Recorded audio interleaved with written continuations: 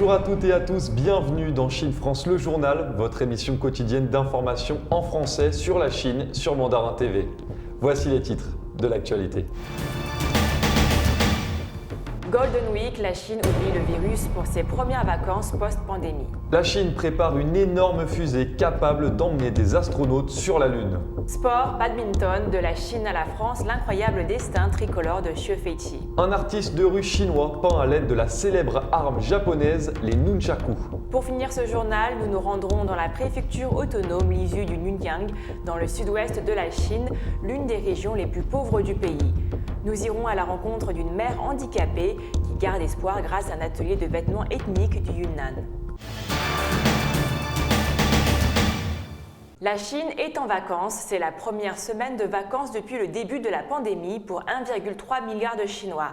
Ces congés sont considérés comme un baromètre pour l'économie locale. C'est la Golden Week, la semaine dorée, une semaine de vacances articulée autour des festivités de la fête nationale du 1er octobre. Une semaine de vrai break pendant laquelle les Chinois partent en vacances mais sont aussi invités à consommer le plus possible. Comme l'explique le New York Times, la Golden Week est en quelque sorte le baromètre annuel de l'état de l'économie chinoise. Et ce baromètre est en train de passer au beau temps. Pendant cette semaine, les professionnels du tourisme en Chine estiment que plus d'un demi-milliard de voyages devraient être effectués. 97 millions de déplacements, ne serait-ce que pour le premier jour, ont été enregistrés. Mais cette année, alors que ces vacances sont d'ordinaire le moment où les Chinois qui en ont les moyens foncent à l'étranger, la pandémie est passée par là. Les déplacements à l'extérieur du pays sont très limités et les Chinois voyagent désormais chez eux. La cité interdite, qui a baissé sa jauge d'admission de 25%, est prise d'assaut. Les Chinois voyagent même à Wuhan, le foyer d'origine du virus, dont la tour panoramique est devenue un des monuments les plus visités du pays. On consomme sur place, on achète local. Ce début de Golden Week prouve une chose, la capacité de récupération rapide de l'économie chinoise. Malgré la faiblesse des exportations, un moteur majeur de la croissance, l'économie chinoise dans son ensemble a enregistré sa première expansion en 2 trimestres entre avril et juin. Ceci s'explique en partie en raison d'un rebond de la production et des dépenses de consommation en hausse de 3,2% par rapport à l'année précédente. Le virus qui cause la maladie respiratoire Covid-19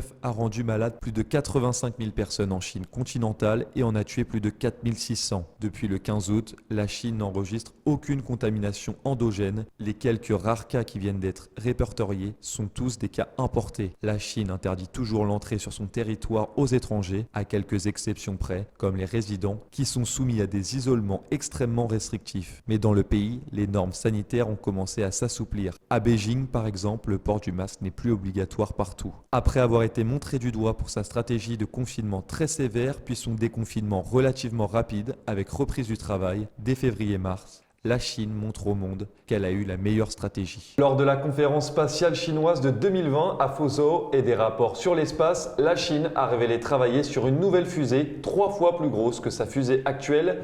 L'engin devrait être capable d'envoyer des astronautes sur la Lune. La Chine prépare une nouvelle fusée capable de transporter des astronautes aller-retour vers la Lune. L'information a été révélée lors de la conférence spatiale chinoise de 2020 à Fuzhou et des rapports sur l'espace. La fusée pourrait envoyer une charge utile de 27,6 tonnes avec une masse au décollage d'environ 2,2 millions de kilogrammes. C'est presque 3 fois ce que Changchun, la fusée chinoise la plus puissante aujourd'hui, réalise actuellement. La nouvelle fusée est conçue par l'Académie chinoise de la technologie des lanceurs, qui a conçu de nombreux autres vaisseaux spatiaux et navettes pour l'Agence spatiale asiatique. Les autorités chinoises n'ont pas encore annoncé la présentation d'un prototype fonctionnel. De plus, un atterrisseur doit également être conçu pour que la fusée atterrisse sur la Lune. La Chine a lancé avec succès sa mission Tianwen-1 qui permettra à la Chine d'être le 2e pays à atterrir sur Mars. La Chine dispose également du plus grand radiotélescope du monde de 500 mètres de diamètre pour capter les signaux les plus éloignés possibles de l'univers. Longtemps absent de la scène des voitures électriques, BMW va rapidement rattraper son retard en proposant pas moins de 8 nouveautés d'ici 2025. Selon le constructeur, la première BMW iX3, premier SUV électrique BMW, est sortie de la chaîne de production de l'usine de Shenyang le 29 septembre dernier. Comptant parmi les premiers constructeurs à s'être intéressés à la mobilité électrique avec la BMW i3, la firme de Munich a longtemps fait le choix des motorisations hybrides rechargeables. Mais BMW semble revenir sur son chemin initial pour suivre un plan produit copieux pour les 5 prochaines années. BMW devrait compléter sa gamme électrique en 2025. Celle-ci permettrait à la firme allemande d'atteindre son objectif de 4,6 millions de voitures entièrement électriques vendues dans les 10 prochaines années, soit un volume moyen de 460 000 unités par an. Présenté sous forme de concept en 2018 au Salon de l'Auto de Beijing et révélé il y a quelques semaines dans sa version définitive, le premier SUV électrique de BMW vient d'entamer son industrialisation en Chine où il est assemblé à Shenyang sur le site de la co-entreprise BMW Bryans Automotive. Sur YouTube, le constructeur a dévoilé une vidéo dans laquelle il détaille les différentes étapes de l'assemblage. Premier modèle fabriqué en Chine à destination des marchés internationaux, le BMW iX3 débutera ses livraisons dans les prochaines semaines. Si la Chine sera le premier marché servi, l'Europe suivra dès 2021. Équipé de la 5e génération du groupe motopropulseur électrique du constructeur, le BMW iX3 embarque un moteur électrique de 210 kW et 400 nanomètres. Installé sur le train arrière, celui-ci autorise jusqu'à 180 km/h de vitesse maximale et un 0 à 100 km/h réalisé en 6,8 secondes. Cumulant 74 kWh de capacité utile, la batterie revendique jusqu'à 400 km d'autonomie. Elle peut être rechargée à 80% en moins de 35 minutes par le biais du borne rapide en 150 kW. Premier des 3 modèles électriques que compte commercialiser BMW au cours des 18 prochains mois, l'iX3 est d'ores et déjà disponible en France. Décliné en 2 niveaux de finition, il est commercialisé à partir de 72 850 € et entamera ses livraisons en mars 2021. Xie Shuifei, une joueuse de badminton, est venue en France il y a 5 ans pour disputer quelques matchs d'interclub. La chinoise n'en est finalement jamais repartie au point de devenir la meilleure chance pour la France en vue des Jeux Olympiques de Tokyo en 2021.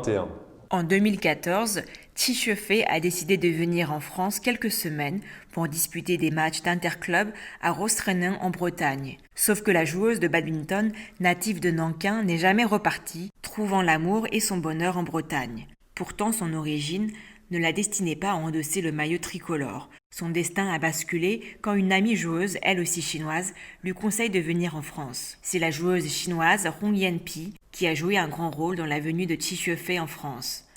Hong Yan avait atteint notamment les quarts de finale lors des Jeux Olympiques 2008 à Pékin, sous les couleurs de la France. Après un passage par l'Autriche, où Xie Shuifei tombe amoureuse de l'Europe, elle signe un contrat en Bretagne avec le club de Rosrenin. Mais là-bas, aucune des joueuses contre lesquelles elle s'entraîne ne lui permet d'élever son niveau. Elle se dirige alors vers l'INSEP. Mais Rosrenin lui reste cher, d'autant qu'elle y a rencontré son compagnon, ce qui l'a incité à demander la nationalité française et à abandonner son passeport chinois. Devenue française, elle devient vite la meilleure joueuse du clan tricolore, occupant un temps la 53e place mondiale. La joueuse a déclaré que son rêve est de disputer les Jeux Olympiques à Tokyo et revenir dans le top 50 mondial. Le journal de Xiangxiang, dont le thème est la vulgarisation des mesures de prévention contre l'épidémie de la Covid-19, est devenu très populaire sur les réseaux sociaux. Pour l'auteur du manga Iwasaki Haruka, dessiner des bandes dessinées, c'était un passe-temps de ses années d'école.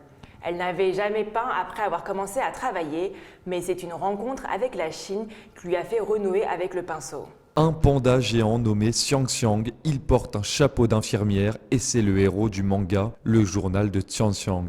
Grâce à ses illustrations vivantes et à ses explications faciles à comprendre, le journal de Xiangxiang reçoit un très bon accueil auprès des internautes. L'auteur du manga, Iwasaki Haruka, n'est pas une illustratrice professionnelle, mais une agente de quarantaine dans un aéroport japonais. En 2018, Iwasaki Haruka, qui ne parlait que quelques mots chinois, est venue en Chine et est devenue infirmière bénévole à l'hôpital de l'amitié Chine-Japon à Beijing. Elle présentait des méthodes japonaises de soins à ses homologues chinois. En échangeant beaucoup avec ses collègues, son niveau de mandarin s'est considérablement amélioré et elle peut utiliser un chinois simple qui lui permet de communiquer avec tout le monde. Dans son temps libre, elle pratique le lèche-vitrine dans les ruelles de Beijing et s'initie à la gastronomie chinoise. Iwasaki Haruka avoue qu'avant de venir en Chine, elle ne connaissait pas ce pays voisin. C'est le même cas pour la plupart de ses compatriotes. Afin de présenter sa vie en Chine à davantage de Japonais, Iwasaki a décidé de créer une bande dessinée et de la publier sur Internet. Elle dit avoir voulu permettre aux Japonais de mieux comprendre la Chine. Pour le titre de sa bande dessinée,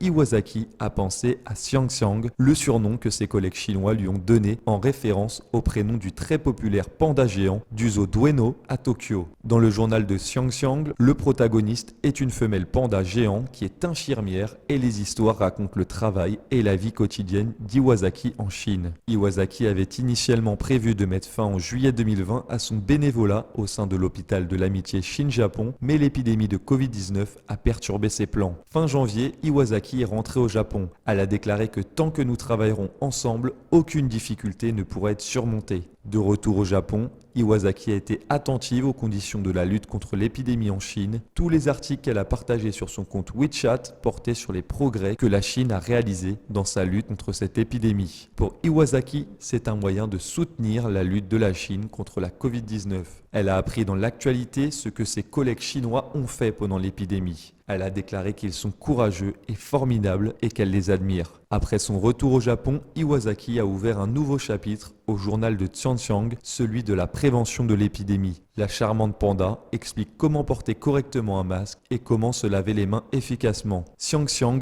applaudit souvent le personnel médical chinois. Ce chapitre est très populaire sur les réseaux sociaux et a reçu de nombreux messages enthousiastes d'internautes chinois. Iwasaki Haruka a déclaré que l'épidémie ne connaît pas de frontières et le partage des connaissances anti-épidémiques est le devoir de l'infirmière Xiangxiang. Actuellement, Iwasaki travaille comme agente de quarantaine à l'aéroport international de Narita à Tokyo. Chaque jour, des passagers de plus de 120 pays entrent au Japon par cet aéroport. Iwasaki collecte des échantillons pour le test de la Covid-19 sur les passagers entrants. Iwasaki a appris dans des reportages télévisés que le gouvernement et des associations chinois ont fait don de matériel de prévention contre l'épidémie au Japon. Elle croit fermement que tant que les gens du monde entier travailleront ensemble, la Covid-19 sera vaincue. Une fois l'épidémie terminée, elle souhaite retourner en Chine pour rendre visite à ses collègues en Chine. Encore de l'art, Zhang Xiaoyan s'est fait connaître lui sur les réseaux sociaux grâce à ses vidéos. Le jeune artiste chinois peint de façon ultra réaliste et rapide en créant des trompe-l'œil ou en utilisant la fameuse arme japonaise, les nunchaku. Zhang Xiaoyan, un jeune artiste chinois originaire de Guiyang, province du sud de la Chine, est parvenu à faire parler de lui grâce à sa façon inhabituelle de peindre.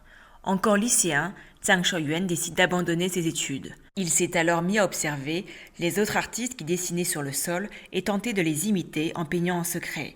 Puis, il a quitté la ville de Guiyang pour aller exercer en tant que peintre mural à Shenzhen en 2009. C'est en postant des vidéos de ses œuvres sur TikTok que Zhang Xiaoyan a commencé à se faire connaître. En parallèle de ses peintures murales à l'effet 3D, l'artiste s'est essayé à un instrument très particulier, le nunchaku. Zhang Xiaoyan a expliqué qu'il est très difficile de peindre avec le nunchaku car la texture est dure et que la couleur sera très inégale. C'est la raison pour laquelle il n'a fini jusque-là que 2 tableaux. Ces 2 peintures réalisées au nunchaku ont par ailleurs un lien direct avec les arts martiaux. La première représente le visage de Bruce Lee, star des arts martiaux et acteur de renom des films de kung-fu. Le second portrait est celui de Donnie Yen, acteur chinois célèbre pour avoir campé le rôle du grand maître Ip Man dans la saga du même nom.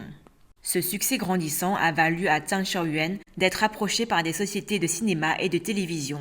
Mais il a refusé, de peur d'entacher la liberté de son art, a-t-il déclaré. La préfecture autonome Lisu de Nujiang, dans le sud-ouest de la Chine, dans la province du Yunnan, est connue comme l'une des régions les plus pauvres du pays.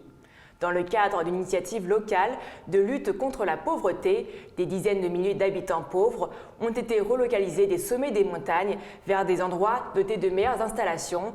Mais comment survivent-ils dans leur nouvelle maison? Reportage signé CGTN.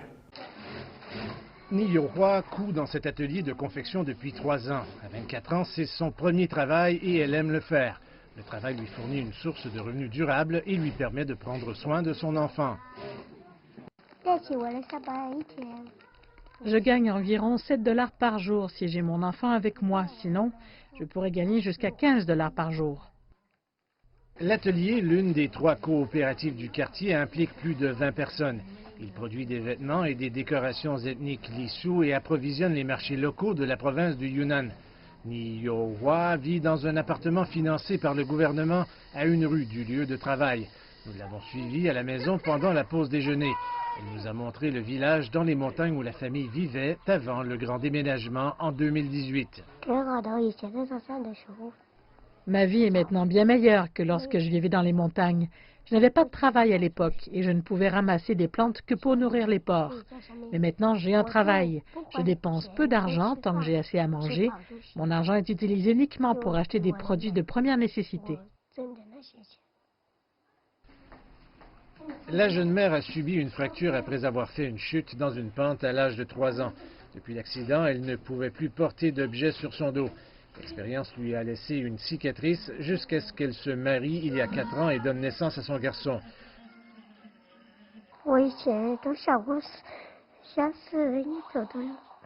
J'ai pensé à mettre fin à mes jours auparavant, mais depuis que j'ai mon enfant, je me sens heureuse.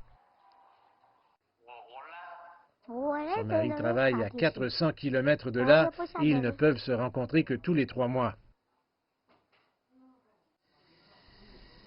Le complexe résidentiel est situé le long du fleuve Salwen qui coule du plateau tibétain jusqu'à l'océan Indien.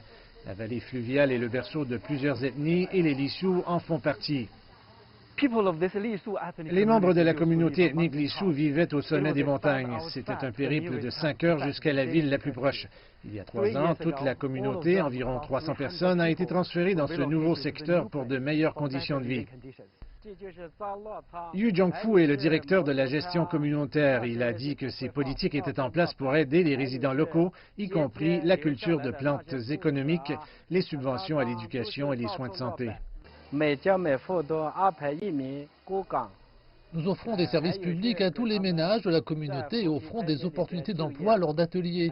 Nous avons également organisé une formation professionnelle pour préparer les habitants à travailler en dehors de la région. Il y a 25 personnes dans cette communauté qui travaillent à l'extérieur chaque année. La confection de vêtements ethniques constitue le pilier industriel de cette communauté ethnique. Lu Hong exploite un deuxième atelier mettant l'accent sur des techniques traditionnelles de tissage. Certains des produits sont exportés vers des pays comme Singapour, la Thaïlande et le Japon. J'ai l'intention de rendre cette entreprise plus grande et plus forte et d'attirer plus de personnes à travailler ici. Je souhaite offrir plus d'opportunités d'emploi à ceux qui ne peuvent pas travailler à l'extérieur et à ceux qui doivent rester à la maison pour prendre soin de vieux et d'enfants. Même s'il est handicapé, Ni Yo-hwa a dit qu'elle avait de la chance car elle pouvait encore gagner de l'argent grâce à son travail acharné. Mais elle rêve qu'un jour, elle pourra ouvrir sa propre boutique de mode et soutenir son enfant à mesure qu'il grandit. Et c'est déjà la fin de votre journal. Merci à tous de nous avoir suivis. Et retrouvez toutes nos vidéos sur mandarintv.fr. Excellente soirée ou excellente journée sur Mandarin TV.